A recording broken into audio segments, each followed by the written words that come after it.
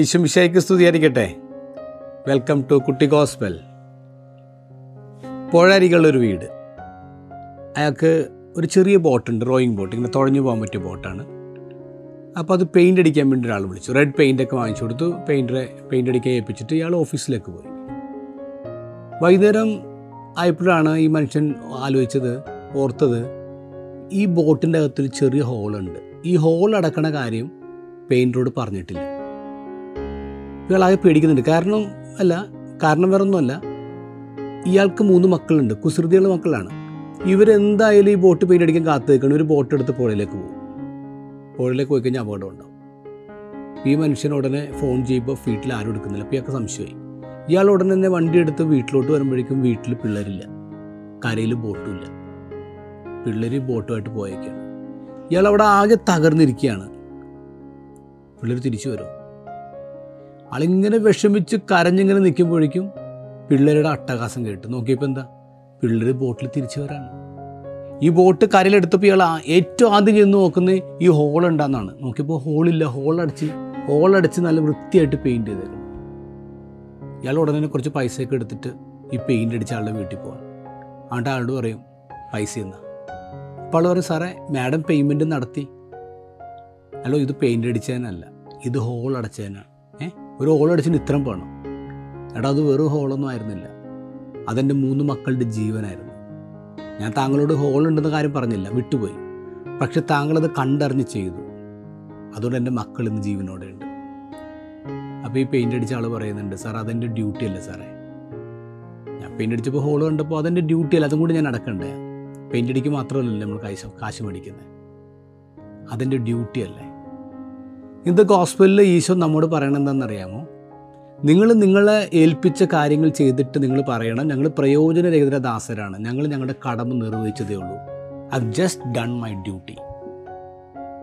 നമ്മൾ ഈ ലോകത്തെല്ലാവരും നമ്മൾ ഏൽപ്പിച്ച കാര്യങ്ങൾ, റെസ്പോൺസിബിലിറ്റീസ്, ഡ്യൂട്ടീസ് നന്നായിട്ട് ചെയ്താൽ ഈ ലോകത്ത് നിങ്ങൾ കുറവുണ്ടാവും. എത്ര ബ്യൂട്ടിഫുൾ ആയിരിക്കും. നമ്മൾ പലരും നമ്മൾ ഏൽപ്പിച്ച കാര്യം ചെയ്യുന്നില്ലെന്നുള്ളതാണ്. ഇനി എന്തെങ്കിലും ചെറിയ കാര്യം ചെയ്താലാ നമ്മൾ വലിയ കാര്യം ചെയ്തു എന്ന് പറഞ്ഞിട്ട് നമ്മൾ അതിൻ്റെ അംഗീകാരം കിട്ടണം, കയ്യടി കിട്ടണം, പേരെഴുതി വെക്കണം എന്നൊക്കെ പോവാം. അങ്ങനെയല്ല ഈശോ പറയാം.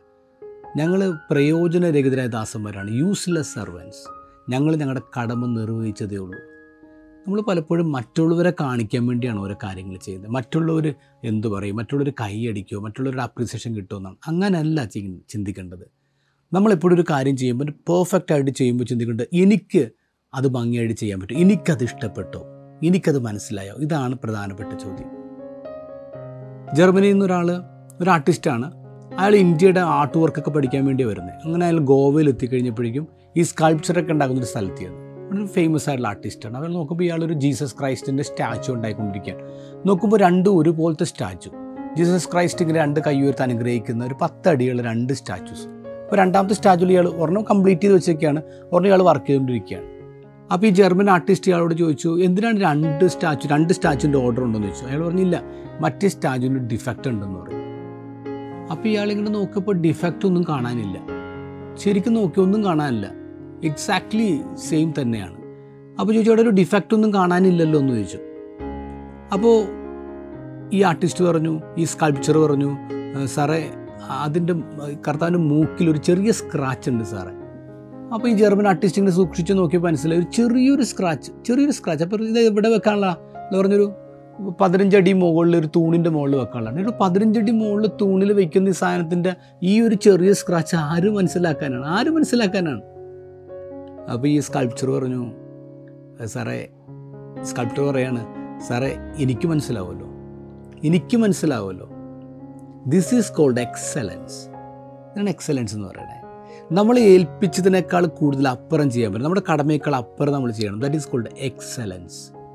മറ്റുള്ളവരെന്തു പറയുന്നുള്ളതല്ല, നമുക്കത് ഇഷ്ടപ്പെട്ടോ, നമ്മളത് ഭംഗിയായിട്ട് ചെയ്തോ, then it is okay. Be happy എന്ന് പറയാം. നമ്മളിപ്പോൾ ഒരു എക്സാമ്പിൾ പറയുകയാണെങ്കിൽ, നമ്മൾ വലിയ കാര്യങ്ങളൊന്നും ചെയ്യേണ്ടത്. നമ്മൾ ക്ലാസ്സിൽ പോകുമ്പോൾ ക്ലാസ് മുറിയിൽ ചിലപ്പോൾ ഏറ്റവും ആദ്യം നമ്മളായിരിക്കും നമ്മൾ ചെല്ലുമ്പോഴേക്കും ബ്ലാക്ക് ബോർഡിൽ ഇന്നലെ എഴുതിയ നോട്ട്സൊക്കെ എടുപ്പുണ്ട്.